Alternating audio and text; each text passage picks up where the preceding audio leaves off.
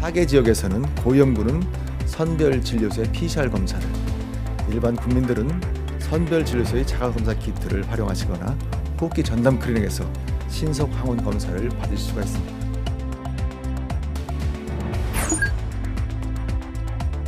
투약 연령을 65세에서 60세 이상으로 낮추고 요양병원, 요양시설, 감염병 전담병원까지 공급 대상 기관을 넓히겠습니다.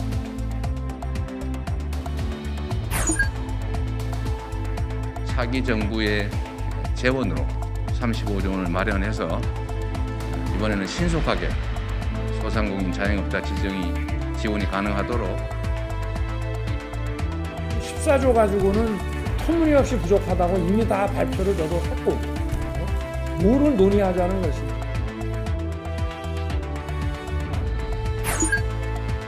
총소리 들리는 순간 딱 옆을 딱 둘러봤는데 갑자기 그 공장에서 막 불길이 솟아오르더라고요.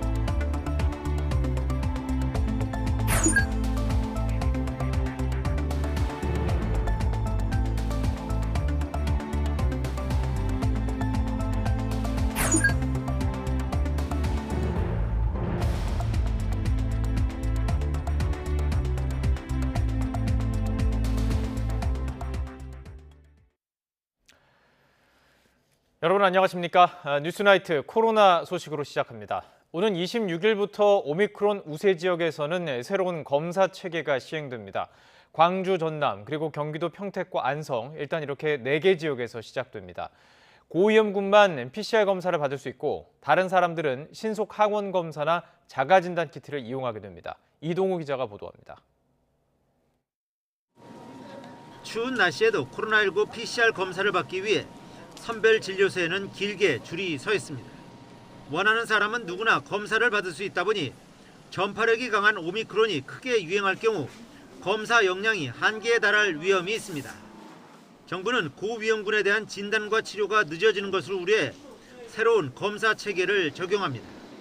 먼저 오미크론 유행이 급증한 광주와 전남, 경기도 평택, 안성 지역에서는 오는 26일부터 고위험군만 PCR 검사를 받을 수 있습니다. 앞으로 4개 지역에서는 고위험군은 선별진료소의 PCR 검사를, 일반 국민들은 선별진료소의 자가검사 키트를 활용하시거나 호흡기 전담 클리닉에서 신속 항원 검사를 받을 수가 있습니다. 밀접 접촉 등 역학 관련자나 60살 이상, 의사의 소견서를 가진 경우 등 고위험군은 바로 PCR 검사를 받습니다. 나머지는 자가검사 키트나 신속 항원 검사에서 양성으로 확인된 경우에만 선별진료소에서 PCR 검사를 받을 수 있습니다. 이 4개 지역의 호흡기 전담 클리닉은 43곳인데 고위험군이 아닌 사람들의 검사와 진료를 맡습니다. 전문가들은 고위험군이 아닌 경우 자가검사 키트보다는 호흡기 전담 클리닉에서 신속 항원 검사를 하는 것이 비교적 정확성이 높다고 조언합니다. 전문가용 신속 항원 검사인 경우에는 PCR 검사에 준하는 그러한 검체의 정확성을 얻을 수 있으나 여전히 구멍은 있는 것이 사실입니다. 다만 신속 항원 검사의 경우 검사료는 무료지만 진찰료 5,000원을 개인이 부담해야 합니다.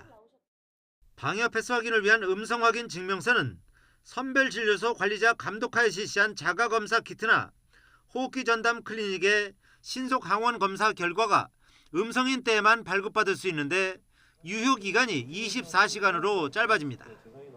개인이 집에서 실시한 자가검사 키트 음성 결과는 인정하지 않습니다.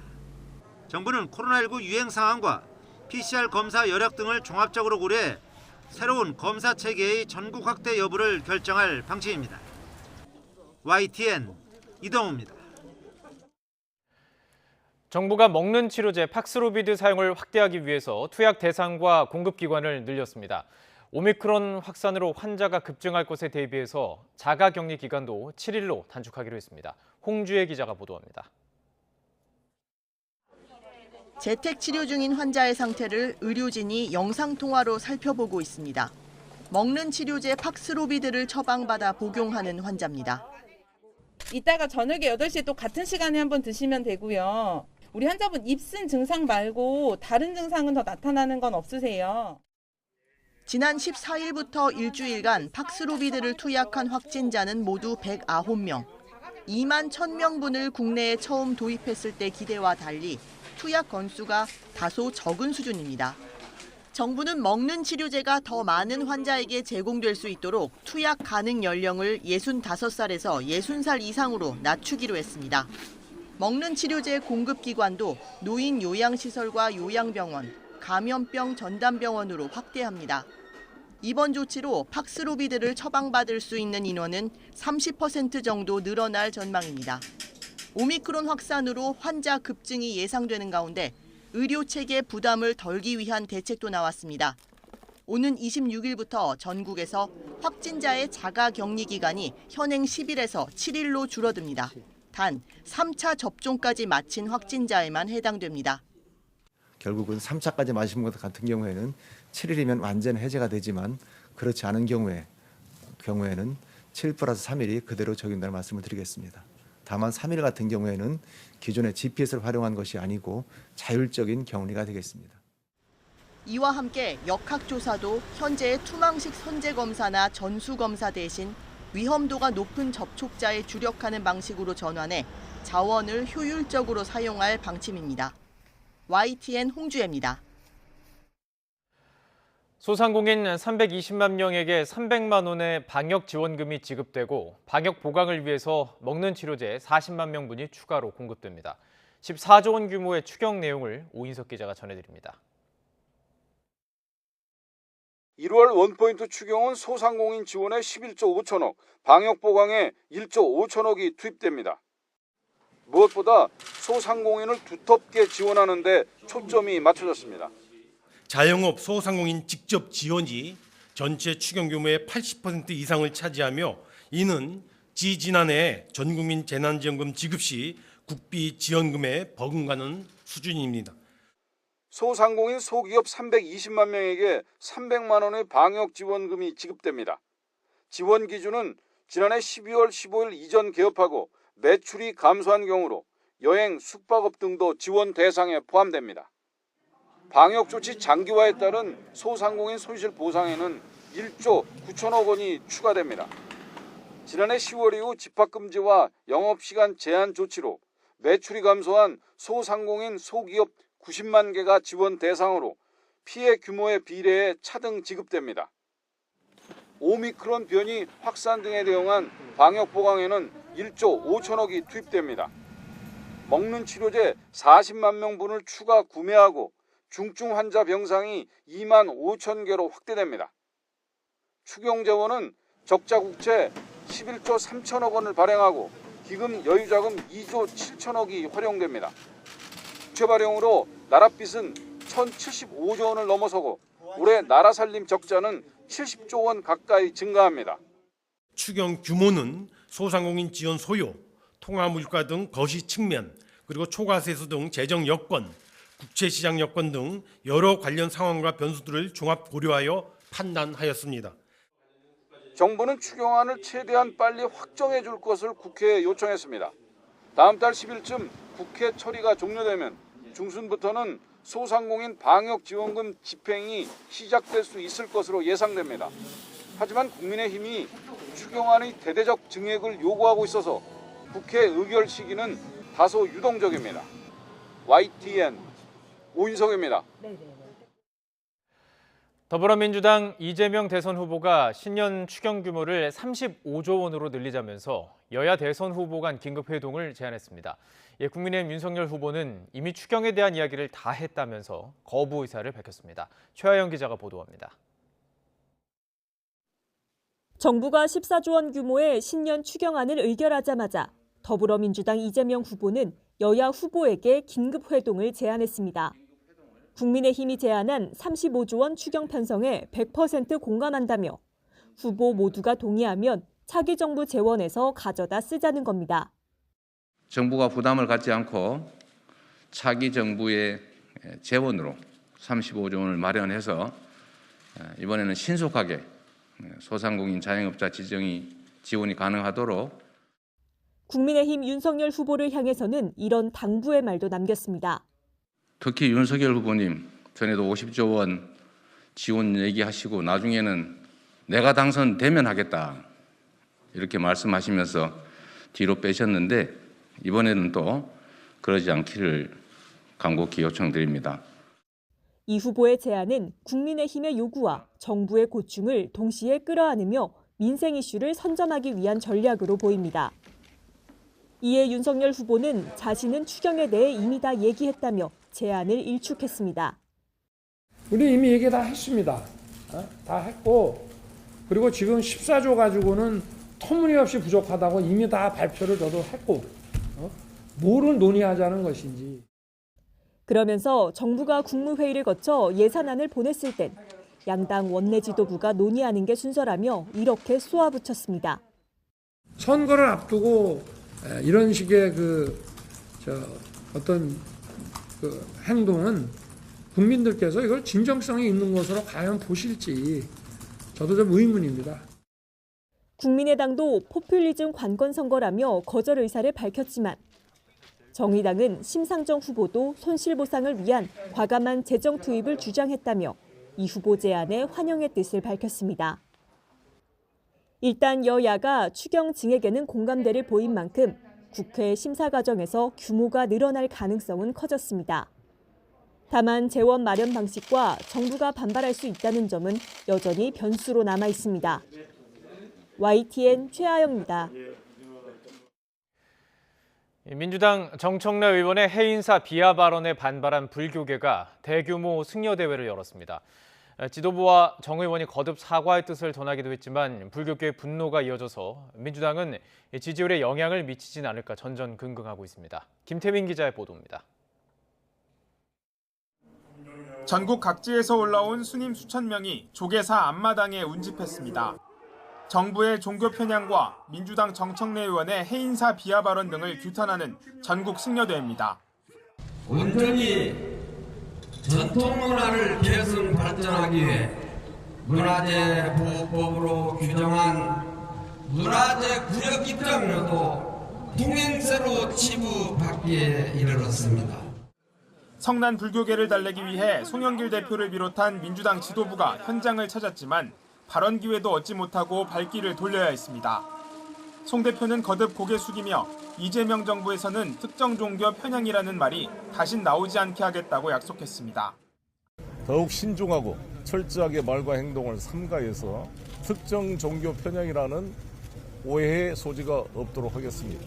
이재명 정부를 구성할 때 더욱더 이러한 원칙이 잘 지켜져서 지난해 국감에서 해인사의 문화재 관람료를 통행세에 빗대어 공이 김선달이라고 표현해 논란을 일으킨 정청래 의원은 아예 문전박대를 당했습니다. 정 의원은 국회로 자리를 옮겨 기자회견을 열고 참여의 뜻을 밝혔지만 저로 인해 불교계에 심려를 끼쳐드린 것에 대해 참회와 심심한 사과의 말씀을 드립니다. 이번 일을 계기로 보다 진중한 의정활동으로 국민 여러분에게 더욱 신뢰받는 탈당이나 의원직 사퇴에 대해서는 아무 대답도 하지 않았습니다. 앞서 이재명 후보의 핵심 관계자, 이른바 이회관으로부터 탈당 권유를 받았다고 폭로하며 탈당하지 않겠다고 밝힌 기존 입장을 굽히지 않은 겁니다. 민주당을 향한 불교계의 분노가 갈수록 커지면서 정 의원의 결단을 촉구하는 당내 목소리는 점점 커지는 분위기입니다. 이재명 후보의 지지율 정체 속에 대선 민심 최대분 수령인 설 연휴까지 앞둔 만큼 종교계와의 갈등을 계속 안고 가기엔 부담이 크기 때문입니다. 하지만 정 의원 사퇴 압박에 대한 일부 당원들의 반발도 있어 자칫 당내 균열로 번질 수 있다는 우려도 나옵니다. 이에 따라 이재명 후보가 직접 나서 정 의원의 거취와 불교계와의 갈등 해결 방안에 대한 입장을 내놓을지 시선이 쏠립니다. YTN 김태민입니다. 국민의힘 홍준표 의원의 선거본부 참여가 무산되면서 윤석열 후보의 원팀 행보는 사실상 물 건너가는 분위기입니다. 정작 국회의원 재보선 공천 문제가 측근 챙기기 형태로 불거지면서 물밑 신경전은 더 치열해졌습니다. 황희경 기자가 보도합니다. 홍준표 의원은 작심한 듯 SNS에 잇따라 글을 올렸습니다. 윤석열 후보와의 만찬은 화기애애했는데 공천 추천을 꼬투리 삼아 구태라고 공격하는 건 이른바 윤핵관, 후보 측근들이라는 겁니다. 실제로 당해보니 음흉한 사람들이라고 거세게 비난하며 선거본부 참여는 무산됐다고 선언했습니다. 김기현 원내대표는 우려할 만한 일은 생기지 않을 거라며 갈등 분위기를 희석하려 노력했지만 같은 목표와 같은 당을 기반으로 하고 있는 우리 전체 한 식구, 한 팀이기 때문에 여러분들께서 혹시 우려하시는 상황은 생기지 않을 것이다 라고 저는 예상하고 선거본부 안에선 굳이 공천에 개입하려 한 홍 의원과 같이 가야 하느냐는 푸념도 쏟아졌습니다. 역시 경선 주자였던 유승민 전 의원과의 화해 역시 박근혜 전 대통령의 메시지를 지켜보고 하자는 선거본부 내부 분위기가 전해지면서 오히려 서로 더 멀어지는 양상입니다. 대선과 함께 치러지는 국회의원 재보선 5곳의 공천 방정식은 더 복잡해졌습니다. 홍준표 의원이 서울 종로에 추천한 최재형 전 감사원장은 오히려 서초 출마를 원하는 것으로 전해졌지만 국민의힘 텃밭인 서초갑이나 대구 중남구는 이미 예비 후보 신청이 쏟아지며 경쟁이 치열한 상황입니다. 일단 윤석열 후보는 관여하지 않겠다고 밝히면서 공은 이준석 대표에게로 넘어갔습니다. 이 대표는 상징성이 큰 종로만 전략 공천하고 나머지 4곳은 경선을 거치겠다는 원칙을 세웠습니다. 종로는 저희가 대선이다 보니까 아무래도 전략적으로 후보와의 상의 끝에 저희가 결정해야 하지 않겠나라는 생각에 전략 지역으로 지정할 의사를 저희가 밝혔고 이 4군데 같은 경우에는 최대한 그 지역의 민심을 존중하는 것으로. 하지만 경선 과정에서부터 윤 후보를 도왔던 사람들이 지분을 요구할 가능성도 큰 만큼 갈등은 언제든 표출될 수 있습니다. 당 지도부는 이르면 다음 주 초 공천관리위를 구성해 본격적으로 준비에 나설 방침이라 물밑 수싸움이 치열해질 것으로 보입니다. YTN 황혜경입니다.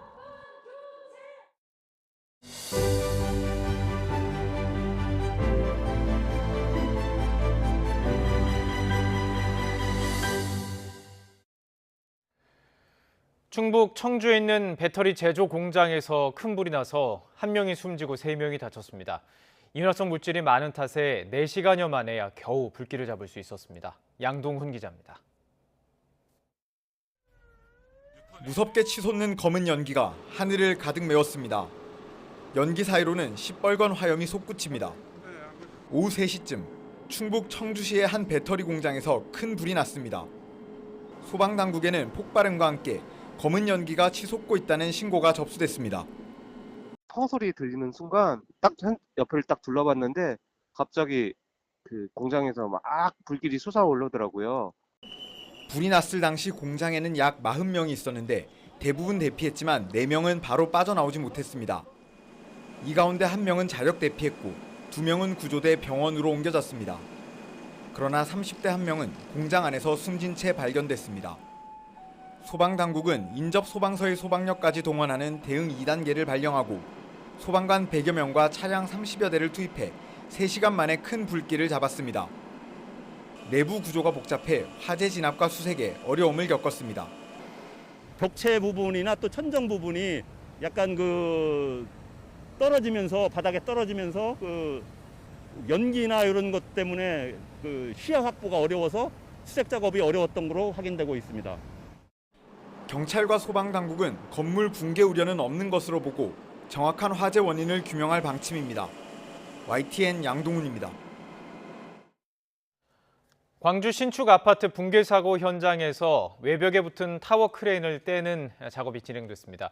예상보다 해체 작업이 지연되고 있는데 이번 주말 외벽 보강 작업까지 마치면 고충부에 있는 것으로 보이는 실종자 수색도 조만간 시작될 수 있을 것으로 보입니다. 나연호 기자입니다. 해체용 크레인에서 늘어뜨린 줄을 연결해 육중한 무게추를 들어올립니다. 무너진 건물 외벽에 붙은 타워 크레인을 해체하는 작업이 시작된 겁니다. 타워 크레인 해체 작업에 따른 전도 위험이 예상됩니다. 해체 작업에 앞서 타워 크레인 반경 79m 내에는 대피령까지 내려졌습니다. 작업 도중 잔해물 낙하를 비롯한 돌발 상황을 우려해 실종자 수색도 일시 중단됐습니다.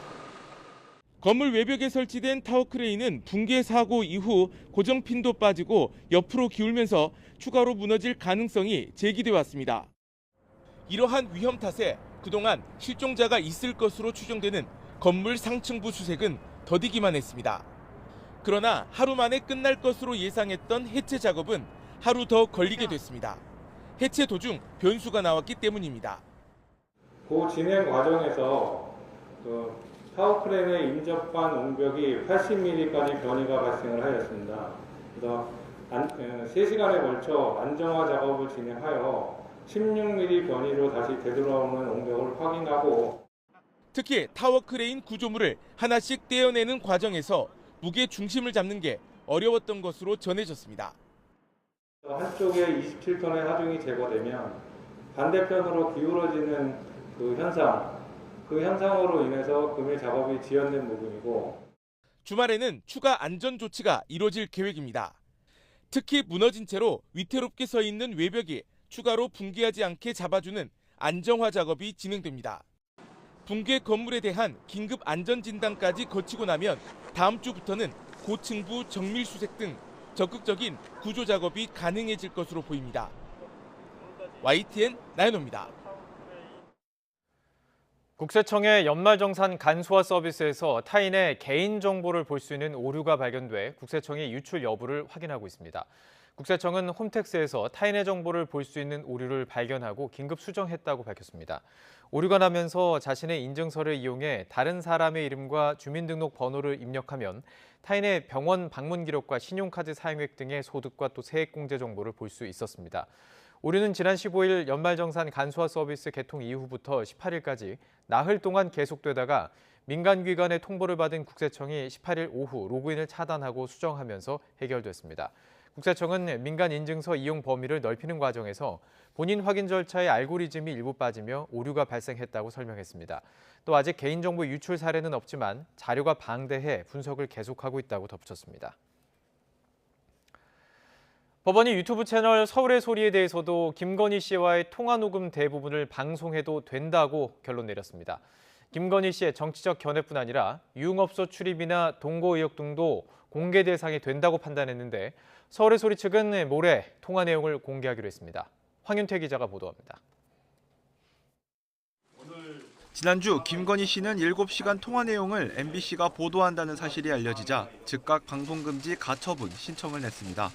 하지만 법원은 수사 관련 내용과 일상 대화를 뺀 나머지를 방송해도 된다고 판단했고 지난 16일 일부 녹취가 보도됐습니다. 김 씨 측은 이후 친여 성향 매체인 열린공감TV를 상대로도 가처분 신청을 냈지만 법원은 재차 방송을 허용했고 이번엔 통화 녹음 당사자인 서울의 소리의 녹취 공개를 막아달라고 요청했지만 법원은 사생활 부분과 타인의 통화 내용 등을 제외하고는 방송에도 무방하다고 결론 내렸습니다. 법원은 대선 후보의 배우자이자 공적 인물인 김 씨의 정치적 견해와 언론관, 권력관 등은 국민의 알 권리 대상에 포함된다고 판단했습니다. 특히 김 씨의 결혼 전 유흥업소 출입이나 동거 의혹 등도 이미 국민적인 관심사가 돼 개인적인 사생활에 관한 사항이라고 단정하긴 어렵다고 덧붙였습니다. 서울의 소리 측은 법원 결정을 환영하면서 통화 주요 내용을 오는 23일에 모두 공개하겠다고 강조했습니다. 저희 보기는 전체 공개해도 되겠다 이렇게 생각합니다. 이번 일요일 날 스트레이트가 결방되니까 대신 저희가 그거 역할을 좀 하고. 반면 김 씨와 국민의힘 측은 법원이 인격권의 본질을 침해하는 결정을 했다고 비판하면서 통화가 악의적으로 편집돼 공개되면 책임을 묻겠다고 경고했습니다. 사적 대화는 국민들의 알 권리인 공적 관심사에 해당하는 것이 아니라 사생활 보호 영역에 해당한다고 할 것입니다. 그래서 법원의 잇따른 방송 허용 결정에 김 씨의 7시간 통화 내용 대부분 공개가 초읽기에 들어가면서 이를 둘러싼 논란과 공방도 더욱 거세질 것으로 보입니다. YTN 황윤태입니다. 충북 청주에서 자신이 낳은 아기를 음식물 쓰레기통에 버려서 살해하려 한 20대 친모에게 중형이 선고됐습니다. 극적으로 구조된 아기는 현재 아동보호시설에서 보호를 받으며 건강을 되찾은 것으로 알려졌습니다. 이성우 기자입니다. 지난해 8월 자신이 낳은 아기를 식당 앞 음식물 쓰레기통에 유기한 친모 26살 A씨. 살인 미수 혐의로 기소된 A씨에게 법원이 징역 12년을 선고했습니다. 재판부는 범행의 죄질이 매우 나쁘고 피해자가 범행에 따른 장애와 후유증을 앓을 가능성도 있다며 양형 이유를 설명했습니다. 하지만 범행을 모두 인정하고 반성하는 점, 그리고 범행 당시 피고인의 지적 수준 등을 고려했다고 덧붙였습니다. 이와 함께 검찰이 청구한 보호관찰 명령은 재범 위험성이 중간 수준으로 판단되고 오랜 기간 실형 선고만으로도 재범을 방지할 수 있다며 기각했습니다. A씨는 지난해 8월 충북 청주시 자택에서 낳은 아기를 인근 식당 앞 음식물 쓰레기통에 버려 살해하려 한 혐의로 재판에 넘겨졌습니다. 경찰은 당초 A씨에게 영아 살해 미수 혐의를 적용했지만 검찰은 이보다 처벌 수위가 높은 살인 미수로 혐의를 변경했습니다. 인근을 지나던 행인의 신고로 유기된 지 67시간 만에 발견된 아기는 폐혈증 등의 증세를 보여 충북대 병원에서 50일 넘게 치료를 받았습니다. 다행히 상태가 호전된 아기는 지난해 10월 충북의 한 아동보호시설에 입소했고 A씨의 가족은 양육권을 포기한 것으로 알려졌습니다. A씨에 대해 검찰이 청구한 친권상실 선고 소송은 다음 달 17일에 열립니다. YTN 이성호입니다.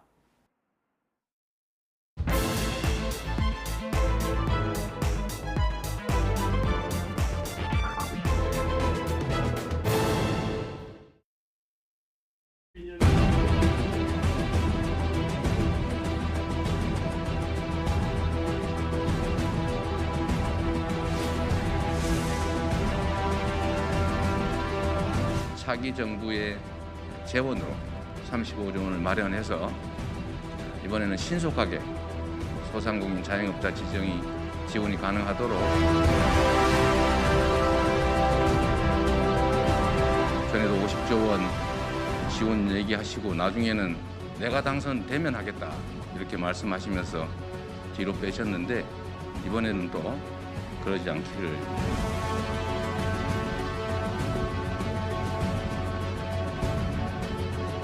지금 14조 가지고는 터무니없이 부족하다고 이미 다 발표를 저도 했고 뭐를 논의하자는 것입니다.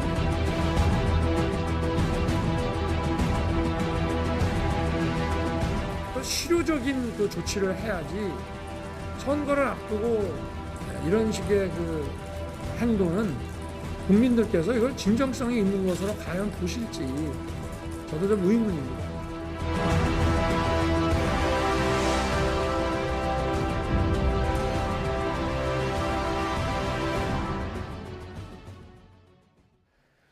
더불어민주당 이재명 후보가 소상공인과 자영업자 손실보상 등을 위한 추가 예산 편성을 위해서 모든 대선 후보의 긴급회동을 제안했지만 윤석열 후보는 즉각 거부했습니다. 윤석열 후보의 배우자 김건희 씨의 통화 녹음 파일 대부분을 공개해도 된다는 법원의 판단도 나오면서 대선판에 미칠 파장도 주목되는데요. 나이트 포커스 오늘은 전예현 시사평론가 또 정태근 전 국회의원 함께 관련 내용 짚어보도록 하겠습니다. 안녕하십니까? 안녕하세요. 예, 안녕하십니까? 자, 이 후보가 35조 원 규모의 추경안을 논의하기 위해서 대선 후보끼리 만나자고 얘기를 했습니다. 일단 어떻게 보셨는지 궁금합니다. 저는 조금 사실 좀 이해가 되지 않습니다. 그러니까 당초에 만약에 추경안이 모자랐다고 한다면 지금 이번에 14조 원 정도의 추경안을 편성하는데 이 예산을 편성한 지가 지금 2022년 예산을 편성한 지가 지금 40일뿐이 안 됐습니다. 사실은요. 그러니까 작년 본 예산을 편성할 때 지금 이미 이제 코로나 지금 5차 대유행이 지금 오고 있잖아요. 그러면 사실은 그 소상공인 자영업자들을 위한 예산을 대폭 확보를 했었어야 되는데 이미 그때 본 예산에 확보를 못한 것이 사실은 잘못인 거고 예. 두 번째로 이번에 이제 차기 정부의 예산을 가지고 네. 후보 간의 합의를 보자고 얘기를 해요. 근데 차기 정부 예산이라는 게 따로 있는 게 아니고 2022년에 예산이 있고 그게 총 유례가 있나요? 아니, 그러니까 전체 예산이 607조인데 그 중에서 이제 지금 문재인 정부가 5월 8일까지 집행을 하는 것이고 새로 대통령 되는 분이 그 예산을 가지고 또 5월 9일부터 집행을 하는 거예요. 차기 정부 예산이 있는 게 아니라 2022년의 예산을 정부가 바뀌는 거에 따라 가지고 집행하는 것이 시기가 나눠질 뿐이에요, 기본적으로. 그리고 세 번째로 이해가 안 되는 거는 서로 대선 후보가 합의했다고 하더라도 대한민국에는 예산을 편성할 수 있는 유일한 권한은 정부에게만 있습니다. 양당이, 그러니까 민주당과 국민의힘이 합의를 본다고 하더라도 정부에서 거절을 하면 예산 편성은 안 되는 거예요. 그래서 국회에서는 기본적으로 심의 의결권만 갖고 있는 거거든요. 그래서 저는 이재명 후보가 굳이 얘기를 하려면 이렇게 얘기를 해야 되는 게 맞을 것 같아요. 지금 민주당에 지금 이미 이제 국민의힘은 50조까지 추경 편성하는 거 동의한다고 얘기를 했으니까 민주당에다 빨리 얘기를 해가지고 그럼 당정 협의를 해라. 그래서 국민의힘이 동의한다니까 당신들이 문재인 정부 설득해가지고 추경 편성을 더 해라. 이렇게 얘기하는 건 맞습니다만 후보 간에 합의했다고 해서 그걸 가지고 지금 정부한테 압박을 한다는 거는 조금 상식적으로 납득이 안 되는 자예요. 말씀해 주신 것처럼 전에 있었던 그런 못 들어본 것 같아요. 그러니까 앞에 있었던 예산을 당긴다는 거. 근데 혹시라도 그 각 당의 후보들이 다 뭐 오케이를 하고 그 당에서도 이것을 지지하겠다고 한다면 모르겠습니다. 국무회의나 현 정부에서도 뭐 움직일 수도 있는 것은 아닌가 이렇게 볼 수도 있을 것도 같고요. 근데 이제 이 32조, 35조 원 이 얘기는 국민의힘 지도부에서도 필요성을 인정을 한 거니까요. 소상공인을 위한 추경의 필요성에 큰 틀이라든가 규모에 대해서 지금 놓고 옥신각신하는 것은 아니라고 봅니다. 저는 다만 이제 속도의 문제라고 생각을 하는데 지금 일단 짚고 가야 될 내용이 있는데 이 14조 원 얘기하니까 마치 지금 정부에 너무 돈이 없는데 빚내서 하는 것처럼 너무 돼 있는데 일부분은 맞지만 일부분은 틀린 것이 지난해 세수가 60조 원이 넘게 더 거쳤거든요. 근데 그 돈을 당장 집행할 수 있는 건 아닙니다. 여러 가지 절차가 있기 때문에 그래서 일단 이 규모로 됐기 때문에 그 과정에서 국채를 발행했기 때문에 그 부분 좀 설명을 드리고요. 두 번째로 뭐 정태근 의원님 하신 말씀이 정말 맞습니다. 그런데 지금 이 코로나19라는 상황과 대선이라는 특수 상황이 맞물리다 보니 사실 추경이라는 것이 여야 정치권의 요구가 뭐 빨리빨리 반영이 돼서 또 정부에서도 빨리빨리 되는 것이 아니라 일각에서 보기에는 정부는 야당 눈치도 봐야 되고 여당 눈치도 봐야 되고 그런 좀 특수성이 있으니까 일단 대선 후보들 간의 회동을 통해서 큰 틀에서의 분위기라든가 이런 것도 만들어줘야 되지 않느냐 이런 주장인 것으로 보이고요. 또 세 번째로 차기 정부가 출범하고 나서 어떤 것을 하고 또 다시 여야 합의라고 한다고 하는데 의원님 아시겠지만 아마 차기 정부 출범하면 대선에서 진 당에서는 지도부 총사퇴나 원내대표단도 사퇴를 하면서 또 거기도 새로 꾸리는 문제 이런 것이 있기 때문에 또 시간이 많이 걸립니다. 그런 차원에서 좀 신속하게 하자 이런 차원의 방점을 둔 것이 아닌가 그런 생각이 듭니다. 어찌 보면 코로나 자체도 참 유례가 없기 때문에 이런 얘기가 나온 것 같은데요. 좋겠는데요. 가장 신속하게 하는 방법은 뭐냐면요. 이전에 김종인 위원장이 한번 얘기한 적이 있었는데 긴급 재정명령권을 발동을 하는 거예요. 그러니까 예를 들면 지금 이제 이 윤석열 후보도 그걸 염두에 두고 있는 건데 예를 들면 대략 50조인데 이번에 한 14조 거기다가 이제 실제로 중소기업이나 소상공인을 가는 돈이 한 11조 5천억이거든요. 그러면 이제 추가적으로 40조 가까운 돈에 대해서 자영업자들을 지원해야 되겠다 얘기를 하면 예산을 추가적으로 편성하는 것이 아니라 긴급 재정명령권을 발동해서 기존 예산 중에 저희가 한 60조니까 한 7% 정도를 다 삭감한다 하고 삭감해서 생기는 예산을 가지고 소상공인을 지원한다. 이게 이제 대통령만이 할 수 있는 권한입니다. 이게 그럼 당정이 협의하면 이루어질 수 있는? 아니 그건 관계없이요. 대통령이 긴급 재정명령권을 발동을 하면 지금 현재의 예산안 중에서 긴급하게 수요되는 부분들과 관련해 가지고 명령을 내리는 거예요. 기본적으로요. 그래서 어떤 후보든지 사실은 저희가 이제 지금 그 코로나가 이제 5차 대유행에 가고 있는 상황이고 소상공인 지원들이 지금 절실한 상황이다. 이 고비를 넘겨야 된다라고 하면 추경 편성을 하지 않고서도 사실은 할 수는 있습니다. 근데 이제 그래서 제가 반복적으로 문제를 제기하는 것은 그러니까 정부 입장으로 봤을 때는 사실은 올해 상반기까지 코로나가 계속 가고 특히 지난 연말부터 시작해서 영업에 대한 규제들이 강화되기 시작했잖아요. 그러면 당연히 이제 이 예산에 대해서 미리미리 편성을 했었어야 되는 게 맞죠. 지금 말씀해 주신 것처럼 그렇다면 그 윤 후보가 50조 원 지원을 얘기했던 것은 재정명령권 그것을 염두에 두고 했던 얘기인가요? 가장 빨리 할 수 있는 거는 그겁니다. 자, 지금 말씀해 주신 것처럼 정부 입장은 고민이 깊을 수밖에 없습니다. 이게 무조건 돈을 푼다고 해서 다 되는 문제는 아닌 게 또 물가 상승이라는 또 지금 압력이 또 있잖아요. 지금 또 설 밥상 민심도 챙겨야 되고 물가도 챙겨야 되는 그런 상황 속에서 자 지금 저희들이 지금 토론하고 있는 내용이 이 두 후보가 관련해서 얘기했던 내용들이 있습니다. 저희가 좀 준비해봤습니다. 함께 들어보고 계속 이야기 나눠가죠. 국민의힘이 제안한 35조 원 규모의 소상공인 자영업자 지원을 위한 추경 편성에 100% 공감하고 환영합니다. 정부가 부담을 갖지 않고 차기 정부의 재원으로 35조 원을 마련해서 이번에는 신속하게 소상공인 자영업자 지원이 가능하도록 모든 대선 후보들의 긴급 회동을 제안드립니다. 특히 윤석열 후보님 전에도 50조 원 지원 얘기하시고 나중에는 내가 당선되면 하겠다 이렇게 말씀하시면서 뒤로 빼셨는데 이번에는 또 그러지 않기를 간곡히 요청드립니다. 저는 이미 할 얘기를 다 했습니다. 뭐를 논의하자는 것인지. 정부가 국무회의를 거쳐서 예산안을 국회에 보냈을 때는 양당의 원내 지도부들이 논의하는 게 순서입니다. 어떤 실효적인 그 조치를 해야지 선거를 앞두고 이런 식의 그 행동은 국민들께서 이걸 진정성이 있는 것으로 과연 보실지 저도 좀 의문입니다. 제대로 된 추경안을 여당이 대통령을 설득해서 저희가 이미 추경안의 규모와 그 사용 방법에 대해서 이미 다 말씀을 드렸습니다. 그걸 가지고 오라 이런 얘기입니다. 네, 두 당 후보의 목소리를 좀 들어봤고요. 그런데 안철수 국민의당 후보 측의 반응도 조금 거절 의사를 밝히는 것 같았고요. 그런데 심상정 후보는 조금 달랐어요. 후보의 제안을 환영한다. 그러니까 추경을 다 받아들이는 건지 아니면 그 회동을 제안하는지는 정확하게 이렇게 나오진 않았지만 일단 후보 제안을 환영한다 얘기했습니다. 약간 달라요? 예. 근데 저는 이 소상공인들을 이제 목마른 사람의 비유를 하자면 지금 당장 물 한 컵 마시면 살 수 있는데 한참 기다려라 이건 좀 말이 안 된다고 생각을 하고요. 왜 예. 제가 이 비유를 하냐면 실제로 소상공인들 중에 극단적인 선택을 하신 분들이 또 있었기 때문에 이런 말씀을 드립니다.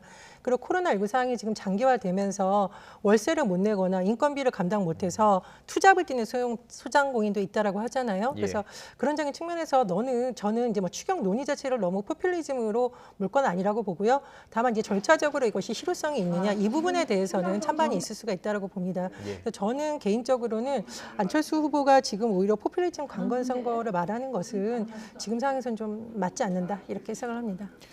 일단 그 추경 금액에 대해서요. 여야가 만약에 공감대를 보이면 국회 심사 과정에서는 늘어날 수는 있는 건가요? 합의를 본다면 늘어날 수는 있죠. 다만 이제 그거를 늘렸을 경우에 그러니까 저희가 이제 어떤 방법으로 재원을 조달할 것인가가 문제가 되는 것이거든요. 그러니까 이제 적은 규모라고 한다면 예비비를 땡겼을 수 있는 방법도 있을 것이고.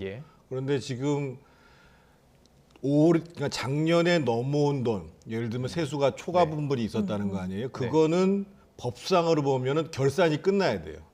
결산이 끝나야 돼요. 최소 암만 빨리 결산을 하더라도 5월 달이 지나야 집행이 가능한 거거든요. 그러니까 이제 문제가 되는 게 그러면 결국 상당 재원을 국채로 해결한다고 되는데 지금 이제 문제가 되는 게 국채를 가지고 돈을 풀게 되면 계속 발생하는 문제가 지금 전 세계적으로는 이미 테이퍼링 단계를 넘어서 가지고 긴축 단계로 지금 넘어가 있는 상황이란 말이에요.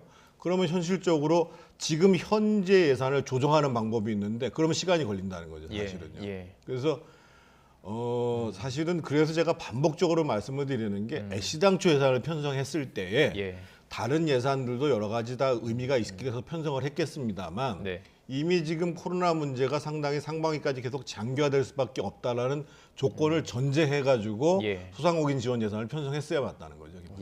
참 이 주제 저는 의원님 말씀에 전반적으로 동의를 합니다만 사실 오미크론 변이나 이런 거는 전 세계적으로도 예측하기 이렇게 쉽지 않았던 상황인 것으로 보입니다. 제가 정부 편을 들려는 건 아니고요. 코로나19 상황이라는 것이 과연 예측을 하기엔 지금 너무 어려운 상황을 가고 있기 때문에 또 불가피한 면이 있었다라고 생각을 합니다. 그리고 환자용 병상을 이번에 확보하는 예산도 들어가 있거든요. 근데 이 문제는 지난해부터 계속 지적이 되었던 문제예요. 그래서 소상공인 지원뿐만 아니라 이런 내용도 또 일부분 포함되어 있다라는 거 말씀을 드립니다. 그렇습니다. 사실 이 주제는 사실 굉장히 중요하고 큰 주제입니다. 저는 이제 정부 관계자들과도 토론하는 과정들이 있었는데 이 시국을 어떻게 인식하느냐 좀 차이가 있더라고요. 얼마나 중요하게 생각하느냐. 또 이제 정부 나라 살림을 관리하는 것도 정부 기재부 입장에서도 함부로 또 할 수도 없는 부분이고 참 중요한 부분이기 때문에 나중에 대선 토론 과정에서도 이게 분명히 얘기가 나올 수 있을 것으로 보입니다. 좀 이제 시선을 좀 넘겨보도록 할게요. 민주당 얘기부터 조금 이제 민주당과 이제 국민의힘 다 얘기를 해볼 텐데요. 민주당 얘기부터 좀 해보도록 하겠습니다. 의원님 정청래 의원 지금 조금 곤란해하는 거 알고 계시죠? 불교계와 약간 지금 좀 충돌을 빚고 있습니다. 어떻게 보셨습니까? 사실은 정청래 의원의 봉의 김손달 발언, 그리고 또 문화재 구역 입장료의 문제를 통행세라고 얘기했던 게 촉발이 된 건 사실인데 불교계에서 전체적으로 문재인 정부에 대해서 기본적으로 좀 편향된 종교 정책을 하는 것이 아니냐라는 누적된 불만이 있었습니다. 불교계 특히 불만이죠. 보시면 오늘 발표한 천언문에 보면은 과정도 불공정했고 결과도 정의롭지 못했다 이렇게 얘기를 지적을 하고 있는 것이거든요. 거기에다가 지금 이제 사실은 이 문화재 구역이라는 부분들을 정부에서 사실은 관리하는 게 아니라 사찰이 있는 지역은 거의 다 사찰이 지금 관리하고 있는 부분들이기 때문에 그래서 정책적으로 사실은 상당히 고민을 했었어야 되는 부분들인데 무조건 문제가 있다라는 식으로 정책노인이 발언을 한 거예요. 그래서 이 문제와 관련해 가지고는 제가 봤을 때는 뭐 정청래 의원이 개인적으로 뭐 제명을 하니 사과하니 이렇게 가지고 해결될 수 있는 문제는 아니고 정청래 의원이 충분하게 사과를 하고 상응하는 조치를 취하는 것과 더불어서 문재인 정부가 이 불교계가 갖고 있는 누적적 불만들을 정책적으로 협의하는 과정들이 동시에 이루어지지 않으면 제가 보기에 이거 쉽게 해결하지 않습니다. 그렇군요. 근데 지금 민주당 지도부는 힘들 수밖에 없는 게 선거를 앞두고 있는 상황이에요. 뭐 리포터로도 지금 계속 얘기를 전해드렸지만 전전긍긍하고 있다 이런 표현을 하고 있습니다. 어떻게 좀 이거를 풀 수 있을까요? 일단은 민주당 지도부에서 오늘도 가고 또 뭐 정청래 의원이 오늘 행사장에서 아마 발길을 돌린 것으로 전해지고 있습니다. 어쨌든 뭐 종교계에 관해서 한 발언이 저도 부적절하다고 보고요. 다만 이런 민원이 계속 끊이지 좀 않았다고 해요. 그러니까 그쪽에서 가는 분들 입장에서는 또 불교 신자가 아닌 분들 입장에서 문제가 나오니까 그걸 아마 설명하라고 하는 과정에서 이런 용어가 나온 것 같은데 저는 정청래 의원이 뭐 문전박대를 당하든 조금 더 사과를 해서 풀려는 노력을 해야 된다고 생각을 하고요. 민원 관련 문제는 앞으로도 제기될 가능성이 있습니다. 그래서 의원님께서도 말씀을 하셨듯이 이게 지자체 내에서도 일부 지자체는 굉장히 고민거리인 것으로 알고 있거든요. 그래서 이번 일을 계기로 그냥 넘어가는 것이 아니라 정책적으로 계속 문제제기가 나오는 부분은 뭐 정부라든가 관련 부처라든가 또 지자체나 불교계가 함께 좀 소통을 해서 합리적인 대안을 만드는 그런 쪽의 해결 과제도 좀 필요하다고 봅니다. 이 과정에서 그 기사 보셨죠? 이핵관. 이핵관이 찾아와서 정청래 의원에게 뭐 탈당까지 얘기를 했다. 이 내용도 들었는데 혹시 뭐 취재하신 거 있습니까? 이핵관이 누군지? 제가 어제 이핵관이 있냐고 그랬더니 본인이 이핵관이라는 사람들이 너무 많아서 누가 이핵관인지 오히려? 아마 후보도 모를 수도 있다 이런 얘기를 하는데요. 글쎄 그 실체가 명확한지는 뭐 제가 취재를 해봤지만 이핵관이라고 하는 분들이 너무 많아서 오히려 이핵관은 많았다. 없다 이런 의견도 있습니다. 다 의견 약간씩 다르더라고요. 그냥 뭐 캠프에서 일하는 사람일 수도 있고 뭐 친한 의원일 수도 있다고 하는데 혹시 아시나요? 저는 들었습니다. 들으셨어요? 들었고 이제 제가 실명을 말씀드리는 수는 없고 방송 끝나고 살짝 핵심에 가까운 사람인 건 맞는 것 같고요. 근데 이제 이 문제가 왜 이제 탈당을 했으면 하는 얘기를 하게 된 이유가 뭐냐면 정청래 의원이 이게 국정감사에서 질의도 중에 한 얘기예요. 그래서 국회의원은 사실은 자기의 양심과 국익을 위해서 의정의 과정에서 얘기하는 거에 대해서 책임지지 않거든요. 그러니까 이 문제를 가지고 민주당이 이것을 징계할 수가 없습니다. 암만 선거에 급하더라도 우리가 불교계를 진화시키기 위해서 당신 제명해야 돼 하는 조치를 취할 수가 없어요. 기본적으로. 왜냐하면 이거는 그런 조치를 취하게 되면 헌법에 위반되는 행위를 하는 정당이 돼버리기 때문에 그래서 이재명 후보 쪽에 있는 핵심들 입장에서 보면 난감한 상황이 벌어진 거죠. 그러니까 방법은 스스로가 물러나 줄 수 있는 방법뿐이 없는 거 아니냐라고 해서 실제 얘기를 했던 것 같고 근데 제가 듣기로 제가 아는 정청래 의원은 웬만해서는 이런 거 가지고 물러날 사람이 아니거든요. 그래서 상당히 지금 난감한 사안이고 이것을 징계로 해결할 사안은 사실은 아니거든요. 그렇군요. 그래서 어쩌면 뭐 그 이핵관이 찾아왔다라는 것이 민주당 지도부에서 좀 움직임이 있다는 것을 불교계에도 어필하는 뭐 그렇게 해석하는 분도 있더라고요. 그래서 그 과정도 관심 갖고 지켜보도록 하겠습니다. 자, 이제 국민의힘 쪽으로 좀 시선을 옮겨볼 텐데요. 재판부가 김건희 씨의 그 녹취 이게 지금 세 가지가 있었어요. MBC 그리고 열린공감TV, 서울의 소리. 이게 하나하나 이제 법원의 판단이 나오면서 조금씩 이제 늘어났는데 서울의 소리의 경우는 거의 다 이제 뭐 정말 그 목소리가 들어가지 않는 것이나 정말 사생활에 대한 것 아니면 거의 다 지금 공개가 된다는 거예요. 지금 이제 모레 지금 공개가 된다고 하는데 어떻게 보십니까? 이미 뭐 다 영향을 끼쳤다고 보시는지 아니면 또 파장이 있을 거로 보시는지? 저는 조금 더 지켜봐야 된다고 보는데 다만 이 국민의힘에서 자꾸 정치 공작이라고 하는 주장을 적어도 법원은 거의 배척한 것으로 보입니다. 일단 김건희 씨와 이명수 기자의 대화 중에서 일부 사적인 내용으로 볼 수 있는 내용이 있습니다만 이명수 기자가 본인이 기자라고 처음부터 명확하게 밝혔다는 거죠. 그리고 자꾸 사생활 하는데 어쨌든 김건희 씨를 법원에서는 공적인 인물로 지금 판단을 하고 있습니다. 그러니까 당시로서는 대선 예비 후보의 배우자이겠지만 어쨌든 이후에 여러 가지 정치적 지위라든가 이런 것을 고려해 봤을 때 공적 인물이라고 판단했다고 보이고요. 그리고 가장 중요한 것이 있습니다. 법원도 너무 사적인 내용은 빼라고는 했지만 정치적인 견해라든가 사회적인 견해는 공공성이라든가 공공의 이차원에서 공론화를 될 수 있다는 취지로 말을 했거든요. 그래서 그런 부분에서 좀 봐야 됐다고 생각을 하고요. 저는 뭐 개인적으로 여러 가지에서 좀 문제가 있다라고 봤지만 그 미투 관련한 발언은 본인이 직접 진심어린 사과를 하는 것이 맞다고 봅니다. 이건 뭐 선거냐, 유리하냐 안 하냐, 보수냐 진보냐 이런 걸 떠나서요. 사실은 이것은 인권에 관한 문제입니다. 그리고 안희정 전 지사의 경우에는 대법원에서 유죄 판결이 났기 때문에 누가 옳다 아니다를 다툴 수 있는 문제를 이미 넘어섰습니다. 윤석열 후보가 물론 의사표명을 했지만 사실은 발언을 한 당사자가 직접 피해자에게 사과하는 것이 더 맞다. 저는 이런 생각이 듭니다.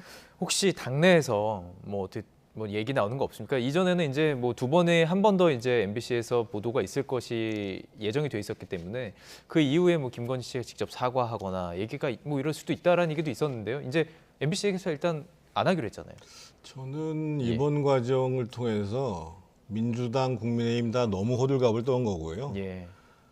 MBC는 공영방송으로서 특히 공중파를 운영하는 공영방송으로서 기본적인 이 보도윤리를 저버린 거다 이렇게 얘기할 수밖에 없는 것이고 MBC가 그럼요. 왜 그러냐면 그거는 예를 들면 그 녹취록 7시간 부분들을 받았다고 하더라도 그걸 그대로 트는 것이 아니라 그럼 그 내용과 관련해서 김건희 씨한테 물어보고 거기에 대한 의견이 어서 취재를 해서 보도를 했다고 그러면 얘기가 달라요. 근데 그게 아니고 그냥 이런 얘기를 했다더라라는 얘기를 다른 방송에서 다른 자료를 받아가지고 한 것이거든요. 그래서 과거에 예를 들면 뭐 그 김대엽 녹취록 조작한 거, BBK 무슨 뭐 광우병 이때보다도 아주 질이 안 좋은 형태로 이번에 사실은 방송을 한 거여서 MBC 구성원들은 제가 보기에는 심각히 반성해야 되는 것이 맞고요. MBC 측에서는 계속 연락은 취했다고 하던데요, 반란권 차원에서. 아니, 그게 더 이상한 거죠. 본인들이 그러면 구체적으로 그 가진 내용을 가지고 어떤 관점에서 그리고 반론을 제기하시는 분들한테 취재를 해서 진행했으면 되는 문제죠. 그래서 사실은 뭐 MBC 문제 더 얘기하기도 그렇고 다만 김건희 씨 본인 문제와 관련해서는 제가 보기에는 상당히 지나친 표현이 많이 있습니다.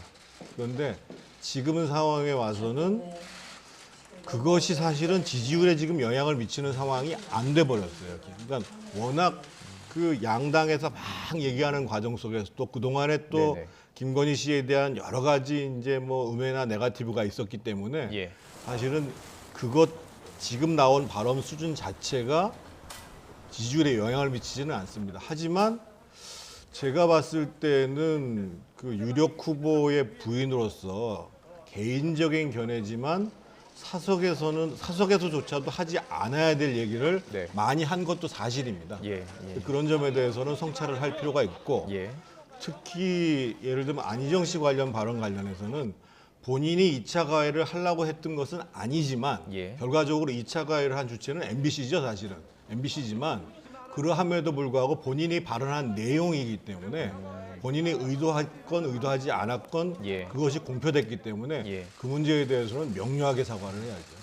지금 이제 그 녹취록을 통해서 나왔던 이야기들이 몇 가지가 있죠. 뭐 여러 가지가 있습니다. 뭐 검찰 측 뭐 인사와 조금 뭐 대화를 하는 것 아니냐라는 이야기도 있었고 새로 나오는 이야기들이죠. 그리고 무속과 관련된 그 이야기를 촉발시켰던 부분들도 있고요. 혹시 뭐 새롭게 뭐 또 조금 논란을 일으킬 게 있다고 보시는죠?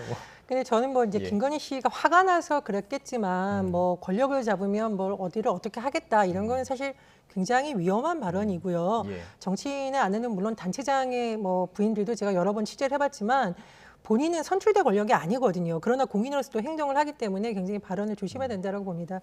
그리고 이 검찰 관련 발언은 뭐 관련됐던 사람들이 전혀 아니라고 하고 있기 때문에 그것은 주장이 일치되고 있다고 봐요. 그리고 이제 정태근 의원님 말씀하신 내용에 제가 이제 공감을 합니다만 사실 지지율하고 상관없이 김건희 씨 빨리 사과를 해야 됩니다. 이거 김지은 씨가 피해자가 실명으로 사과를 할 것을 요구를 했었고 또 박원순 전 서울시장 피해인 측 법률 대리인을 했던 김재련 변호사도 그렇게 지적을 했습니다. 사적 자유를 누리고 싶다면 사적 영역이 남아야 된다. 그러나 공인으로 된 이상 그리고 그 과정이 어땠던 간에 발언이 공개됐다면 직접 사과해야 된다라고 여러 번 지적을 하고 있거든요. 그래서 이 문제는 저는 뭐 유리하다 안 유리하다의 문제가 아니라 거듭 말씀드리는데 반드시 사과를 하고 넘어가는 것이 필요하다. 이렇게 다시 한번 말씀을 드립니다.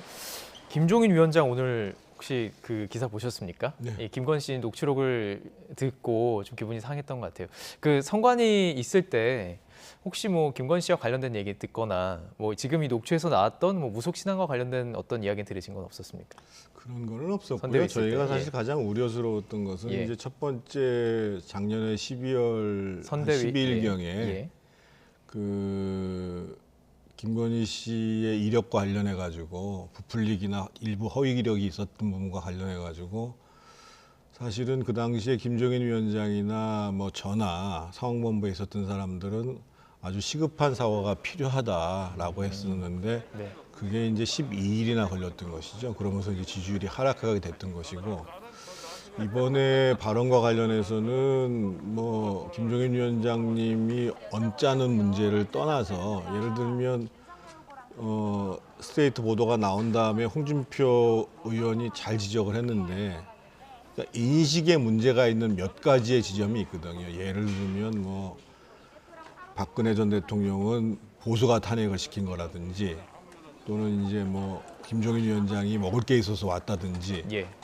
또 뭐 안희정 씨 발언 같은 경우도 대표적인 사례인 거고 그래서 그리고 이제 보면은 조금 전에 얘기가 나왔습니다만 마치 본인이 그 선대위에서 상당히 영향력을 행사하는 것처럼 인사를 하는 것처럼 한다라든지 뭔가 이제 그 이 안희정 씨 아니 조국 씨 구속 기소 문제와 관련해서도 마치 남편이 본인하고 상의를 한 것처럼 얘기를 한다든지 이런 거는 약간은 허세라는 것을 알고 있음에도 불구하고 사실은 대통령 이전에 고위공직자의 부인으로서는 해서는 사실 안 되는 얘기거든요. 혹시 선대위 계실 때 좀 김건희 씨가 뭐 드나든다거나 좀 영향을 끼치는 걸 느끼신 건 없었고요? 전혀 뭐 그때 나타나지도 않은 상황이고 뭐 일부 저희 상황본부에 있는 분이 이제 사과 문제로 통화하고 이런 경우는 좀 있었어도 뭐 전혀 이제 뭐 활동하고 이런 건 없었고요. 그래서 이제 그러한 태도에 대해서는 충분히 문제가 지적될 수 있어요. 근데 이제 저희가 이제 그 대통령의 부인의 검증의 포인트를 뭘로 봐야 되냐? 그러니까 대표적으로 이제 미국 대통령과 관련해 가지고 미국 대통령의 부인과 가족들을 검증할 때 두 가지 기준이 있습니다. 첫 번째 기준은 실제로 대통령의 부인이나 가족들이 대통령 권력 때문에 뭔가 다른 일을 해서 이해가 충돌되는 일이 벌어지는가 그런 일을 실제로 고위공직자 시절에 한 적이 있는가 이게 첫 번째 기준이고 두 번째 기준은 그 대통령 후보나 대통령이 표방하는 철학과 명분에 맞지 않는 일을 하는가 이게 두 가지 기준이거든요. 그런데 지금 사실은 김건희 씨 문제와 관련해서는 그 문제가 아니라 아주 개인의 사생활 문제가 계속 그거를 공격 포인트로 잡았던 거예요. 그래서 저는 당연히 대통령의 부인이 될 만한 사람은 공적 영역에 있는 사람이기 때문에 검증을 받아야 검증이 한다. 필요한데 그 검증의 핵심은 그거라는 겁니다. 두 가지 조건. 알겠습니다. 자, 지금 하나 더 국민의힘 이야기를 이제 마지막으로 좀 더 하고 마무리를 하도록 하겠습니다. 홍준표 의원과 윤석열 후보가 만찬을 가졌는데 파열음이 들리고 있어요. 그리고 오늘 지금 홍준표 후보는 SNS 안 한다고 했는데 계속 이제 글을 남기는 정도로 상당히 좀 불만이 있는 것으로 보입니다. 근데 저는 사실은 이 후보와 어떤 경선 과정에서의 유력, 후보였던 경쟁자가 만나는 자리에서의 기본적인 건 신뢰니까 홍준표 의원은 아마 그런 걸 기대하고 여러 가지 좀 허심탄회하게 얘기를 했는데 보도나 이외에 나오는 말은 본인이 뭔가를 요구한 구태 정치인으로 몰린 듯한 기분이 들어서 굉장히 화가 난 게 아닐까라는 생각이 듭니다. 그러니까 본인의 어떤 제안을 안 받아들여서가 아니라 신뢰를 깼다라는 점에서 굉장히 화가 났을 거라고 보고요. 그러나 저는 뭐 선대위 합류할 가능성이 아예 없다고 보진 않는데 있다고 보시는군요. 예, 뭐 여러 가지 질문에 대해서 글쎄요라는 모호한 답을 남기셨거든요. 그리고 본인이 어쨌든 당대표를 해봤기 때문에 대선이라던가 당의 중요한 상황에 있어서 역할을 하는 게 얼마나 중요한지 또 알고 있을 거라고 봅니다. 그래서 선대위 합류할 가능성은 또 남아있다 이렇게 봅니다. 시간이 많지는 않은데요. 지금 두 분 다 캐릭터를 좀 아실 텐데 그렇다면 지금 원팀으로 갈 가능성 얼마나 보십니까? 이번 사태는 좀 안타까워요. 사실은 양쪽에 다 문제가 있습니다. 그러니까 서로 홍준표 의원의 요구가 적당하지 않다고 하더라도 그 제안이 왔을 때 사실은 마코에서 검토하고 협의하는 과정들을 거쳤어야 되는 것이 맞거든요.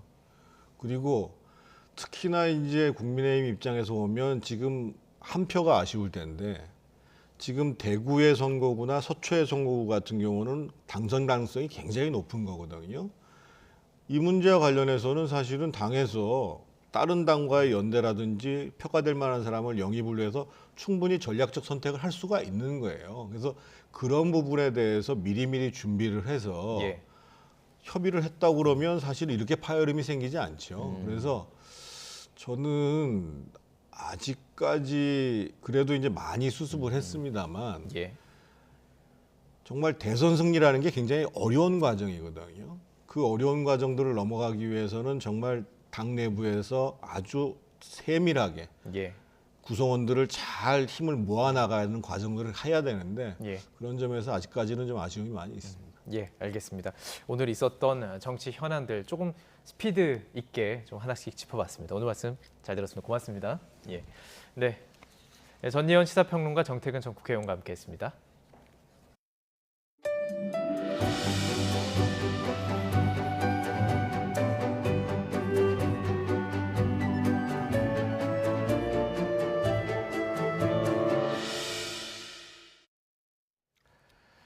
숙명여고 답안 유출 사건으로 1심에서 징역형의 집행유예를 선고받은 쌍둥이 자매가 항소심에서 다소 감형을 받았지만 유죄 판결은 유지됐습니다. 재판부는 이들이 정상적인 방법으로 노력한 학생들에게 피해를 주고 공교육 신뢰를 훼손하고도 뉘우치고 있지 않다고 질타했습니다. 나인 기자입니다. 고교 시절 교무부장이던 아버지가 빼돌린 답안으로 시험을 쳐 성적이 급상승했다는 논란을 빚은 쌍둥이 자매. 의혹 제기 3년 반 만에 항소심 결론이 나왔습니다. 언니는 입원 치료를 받느라 법정에는 동생만 나왔습니다. 이들은 앞서 아버지가 같은 혐의로 징역 3년의 실형을 확정받고도 혐의를 완강히 부인해왔습니다. 하지만 2심 법원의 판단 역시 1심과 크게 다르지 않았습니다. 재판부는 이들 자매가 각각 전교 50등이나 100등 수준에서 불과 1년 만에 나란히 문이과 1등을 차지한 건 매우 이례적이라고 봤습니다. 실력이 향상됐다면 전국 단위 모의고사나 학원 시험 성적도 나아졌어야 하는데 너무 차이가 난다고 했습니다. 시험지 귀퉁이나 메모장 등에 깨알 같은 글씨로 정답을 적어둔 것도, 수학 과목 풀이는 잘못됐는데 정답만 맞힌 것도 모두 1심처럼 유죄 판결의 근거가 됐습니다. 이렇게 정상적인 방법으로 노력한 학생들에게 피해를 주고 공교육 신뢰를 심각하게 훼손했지만 여전히 뉘우치는 모습이 없다고 재판부는 질타했습니다. 다만 아버지가 이미 복역한 점과 학교에서 퇴학당하고 사회적으로 비난받은 점을 고려해 징역 1년에 집행유예 3년을 선고했습니다. 징역 1년 6개월에 집행유예 3년을 선고했던 1심보단 다소 감형됐습니다. 감형은 됐지만 유죄로 인정된 건데 어떻게 생각하시나요? 여전히 재판부가 판단 잘못했다고 생각하세요? 변호인은 재판부가 결국 아버지의 대법원 확정 판결을 뒤집지 못한 것 같다며 상고하겠다고 밝혔습니다. 지난해 출소한 아버지도 법정에서 딸들의 선고를 함께 지켜봤는데 여전히 억울함을 호소하는 것으로 전해졌습니다. YTN 나혜인입니다. 음주운전을 한 뒤 운전을 하지 않았다며 거짓말까지 한 현역 프로농구 선수가 경찰에 붙잡혔습니다. 인천 중부경찰서는 도로교통법상 음주운전과 공무집행 방해 혐의로 프로농구 삼성 썬더스 소속의 천기범 씨를 불구속 입건했습니다. 천 씨는 그젯밤 9시 20분쯤 인천시 운서동 도로에서 술에 취한 상태로 자신의 승용차를 운전한 혐의를 받습니다. 경찰은 차가 아파트 단지 계단에 걸쳐 있다는 주민 신고를 받고 출동해 뒷좌석에 앉아있던 천 씨와 조수석에 있던 20대 여성 A 씨를 발견했습니다. 천 씨는 현장 경찰관에게 A 씨가 운전을 했다고 주장했고 A 씨도 자신이 운전자라고 진술했지만 주변 CCTV 확인 결과 천 씨가 운전한 사실이 드러났습니다. 일본 정부가 12살 미만에 대해서도 이르면 3월부터 백신 접종을 시행하기로 했습니다. 감염이 폭발적으로 늘어서 의료 부담이 커지자 증상이 가벼운 젊은이들은 검사 없이 진단하자는 제안도 나오고 있습니다. 도쿄 이경화 특파원의 보도입니다. 하루 감염자가 10,000명에 육박한 도쿄. 최근 두드러진 것이 어린이들의 감염입니다. 10살 미만 그리고 10대 감염자 수는 지난해 8월 14%에서 최근 20%까지 뛰었습니다. コロナの人がいて学級閉鎖になったクラスがあります。ちょっと不安だなと思いました。 이런 상황 속에 일본 정부는 5살부터 11살 아동을 백신 접종 대상에 새로 추가했습니다. 유효 성분을 3분의 1로 줄여 만든 어린이용 화이자 백신도 승인해 이르면 3월부터 맞을 수 있게 했습니다. 아이들을 통해 가족 전체로 감염이 확산할 위험을 줄이기 위한 겁니다. デルタ株の時は保護者の方から子どもにうつるっていうことが目立ってたんですけど、今回はお子さんが発熱して保護者の方が熱が出てくるっていう比率が前よりは多いと思います。 감염이 폭발적으로 늘면서 검사만으로도 의료 부담이 커지는 상황입니다. 일본 후생노동성 전문가들은 상대적으로 증상이 가벼운 젊은이들은 검사 없이 진단을 받도록 하자고 제언했습니다. 感染が急拡大している地域では検査の需要が急増します。それから検査のキャパシティには限界がありますから、そのバランスには注意をする必要があって。 일본 정부는 3차 접종을 서두르고 있지만 접종률은 1.5%에 머물고 있습니다. 지금까지 경험하지 못한 확산 속도에 정부와 지자체 간 불협화음도 이어지고 있습니다. 긴급 사태까지 가지 않게 노력해달라는 정부에 대해 코이케 도쿄도지사는 지금 정부에게 받고 싶은 것은 백신 접종과 먹는 치료제라고 꼬집었습니다. 도쿄에서 YTN 이경아입니다. 20년 전에 지하철 무임승차를 사과하는 편지와 함께 봉투에 6만 5천 원을 담아 서울교통공사에 보낸 민원인의 사연이 알려졌습니다. 이름을 밝히지 않은 민원인이 보낸 편지에는 많이 늦었지만 사과한다는 내용이 담겼는데 서울교통공사는 함께 담긴 6만 5천 원을 요금으로 또 수입 처리했습니다. 2천여 건에 달하는 민원 가운데 승무원의 친절한 안내방송을 칭찬하는 경우는 80% 이상으로 가장 많았습니다.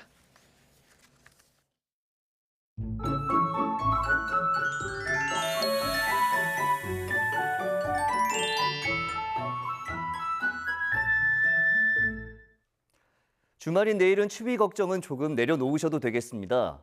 우선 내일 서울 아침 기온이 영하 4도로 오늘보다 5도, 예년보다 2도가량 높아 상대적으로 추위가 덜하겠고 낮 기온도 5도로 예년보다 3도가량 높아 비교적 온화하겠습니다.